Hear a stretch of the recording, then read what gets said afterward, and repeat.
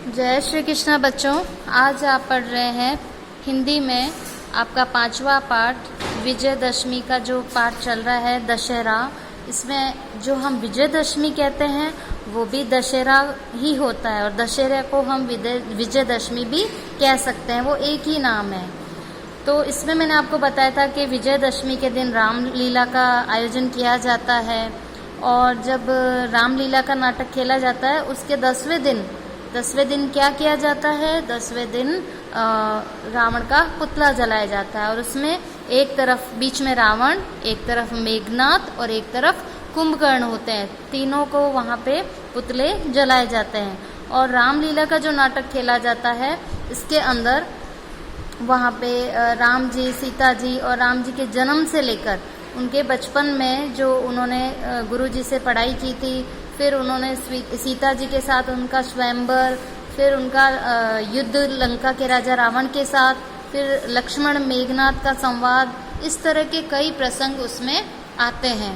तो रामलीला जब खेली जाती है तो उन दिनों में चहल पहल देखने लायक होती है और देर रात तक दर्शकों का आना जाना लगा रहता है। विजयदशमी को मेला लगता है और दोपहर से ही सड़कों पर रंग बिरंगी पोशाक पहने महिलाएं, बच्चे, बूढ़े, जवान सभी मेलों में जाते दिखाई देते हैं। इस दिन बाजार की रौनक ही बदल जाती है और कई प्रकार की दुकानें, झूले, डोलर सज जाते हैं। विजयदशमी को क्या होता है? मेला लगता है और दोपहर से ही सड़कों पर रंग बिरंगी पोशाक पहने। जब कोई मेला लगता है तो सब क्या करते हैं? सुंदर सुंदर तैयार होके जाते हैं। बच्चे, बूढ़े और जवान सभी मेले में जाते हैं। कोई भी घर पे रहना पसंद नहीं करता, सभी जाते हैं खुश होकर। और इस दिन बाजार की रौनक ही बदल जाती है। कई प्रकार की दुकानें, झूले और डॉलर भी सज जाते हैं। जहां विजयदशमी का मेला लगता है वहीं एक तरफ मैदान में लंका नगरी का परकोटा तथा रावण, कुंभकर्ण और मेघनाद के पुतलों को स्थापित किया जाता है। जहां विजयदशमी का मेला लगता है वहीं पे एक तरफ मैदान में लंका नगरी का परकोटा, रावण, कुंभकर्ण और मेघनाद के पुतलों को स्थापित किया जाता है। वहाँ पे रावण का पुतला लगाया जाता है और कुंभकर्ण का पुतला होता है और मेघनाद, इनके पुतलों को स्थापित किया जाता है। रावण का रूप विशाल और विकराल होता है। सबसे बड़ा पुतला किसका बनाया जाता है? रावण का। रावण का सबसे बड़ा पुतला होता है और उसका रूप विशाल और विकराल दिखाया जाता है, यानी भयानक दिखाते हैं। और पुतला बनाने में लकड़ियाँ, बांस की खपच्चियाँ, रंग बिरंगे कागज और पटाखे आदि काम में लिए जाते हैं। जब पुतला बनाया जाता है ना, उस पुतले को बनाने में क्या अंदर उस पुतले के डाली जाती है? लकड़ियाँ। लकड़ियों से वो पुतला खड़ा किया जाता है। बांस की उसमें खपच्चियाँ लगाई जाती है और ऊपर उस पुतले के फिर वो रंग बिरंगे कागज लपेटे जाते हैं और फिर उसके अंदर पटाखे भरे जाते हैं। तो तब जाके ये रावण, मेघनाद और कुंभकर्ण के पुतले तैयार होते हैं।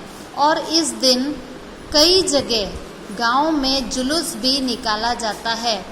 गांव में क्या निकाला जाता है? जुलूस। जुलूस का मतलब मेला। मेले की तरह वहाँ पे जुलूस निकलता है और जुलूस में वो सवारी निकलती है। देखो, एक मेला सा लगता है और गांव में क्या निकालते हैं? जुलूस। का मतलब क्या होता है? जैसे आपने भी देखा होगा अपने गांव में कि राम जी, सीता जी, लक्ष्मण जी, हनुमान जी की झांकी निकलती है।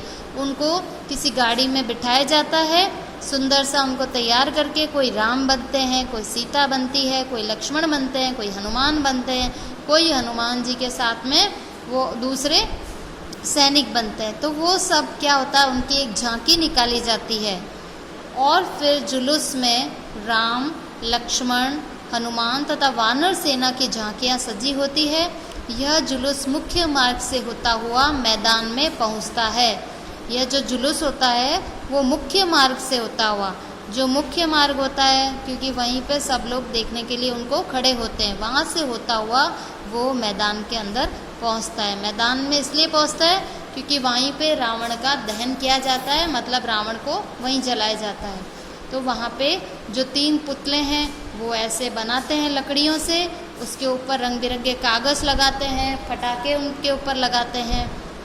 और सूर्यास्त के समय राम द्वारा रावण व कुंभकर्ण के पुतलों को तथा लक्ष्मण द्वारा मेघनाद के पुतलों को जलाया जाता है। सूर्यास्त का मतलब होता है शाम का समय। जब शाम का समय आता है उस समय राम भगवान के द्वारा रावण व कुंभकर्ण के पुतलों को तथा लक्ष्मण द्वारा मेघनाद के पुतलों को जलाया जाता है। जो राम जी होते हैं वो जब तीर चलाते हैं तो वो किस पर चलाते हैं? रावण और कुंभकर्ण पर। और जो वहाँ पे मेघनाद का पुतला है उस पर तीर कौन चलाते हैं? लक्ष्मण जी। तो उनके द्वारा पुतलों को जलाया जाता है। ये पुतले धू धू करके जलने लगते हैं। इनमें भरे पटाखे छूटने लगते हैं। जो रावण, मेघनाद और कुंभकर्ण के पुतले बनाए जाते हैं ना, उन पुतलों में क्या होते हैं? क्या भरे होते हैं? पटाखे। पटाखे भरे होते हैं तो वो पटाखे धू धू करके जलने लगते हैं और पटाखे छूटने लगते हैं। इस दृश्य को देखकर सब लोग रामचंद्र जी की जय का उद्घोष करते हुए प्रसन्नता व्यक्त करते हैं। इस प्रकार यह त्यौहार अन्याय पर न्याय की, असत्य पर सत्य की और अधर्म पर धर्म की विजय के प्रतीक के रूप में मनाया जाता है। तो ये जो दृश्य होता है ना, इस दृश्य को देखकर सब लोग रामचंद्र जी की जय का उद्घोष, जैसे ही राम जी तीर चलाते हैं रावण पर और रावण का पुतला जलने लगता है और पटाखे उसमें से फूटने लगते हैं, तो सभी लोग ये क्या नारे लगाते हैं? राजा रामचंद्र की जय, ऐसे, और बहुत प्रसन्नता व्यक्त करते हैं, यानी खुशी व्यक्त करते हैं। इस प्रकार यह त्यौहार अन्याय पर न्याय की, असत्य पर सत्य की और अधर्म पर धर्म की विजय के प्रतीक के रूप में मनाया जाता है। तो इस तरह ये जो त्यौहार है, अन्याय पर न्याय की जीत किसकी होती है? हमेशा सत्य की, न्याय की जीत होती है और अन्याय को हारना ही पड़ता है। असत्य पर सत्य की, जैसे कि अभी बताया मैंने आपको कि जीत हमेशा किसकी होती है? सत्य की। और धर्म की, न्याय की।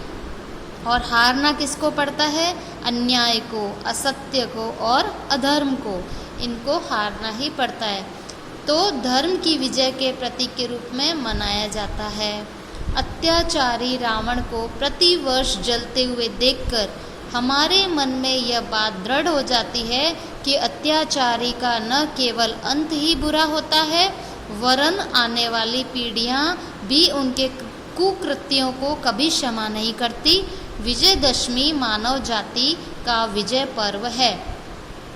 जब अत्याचारी रावण को प्रतिवर्ष यानी हर वर्ष हम जलते हुए देखते हैं तो हमारे मन में यह बात दृढ़ हो जाती है। दृढ़ होना यानी पक्की हो जाना। यह बात हमारे मन में पक्की हो जाती है कि अत्याचारी का न केवल अंत ही बुरा होता है, वरन आने वाली पीढ़ियां भी उनके कुकृत्यों को कभी क्षमा नहीं करती।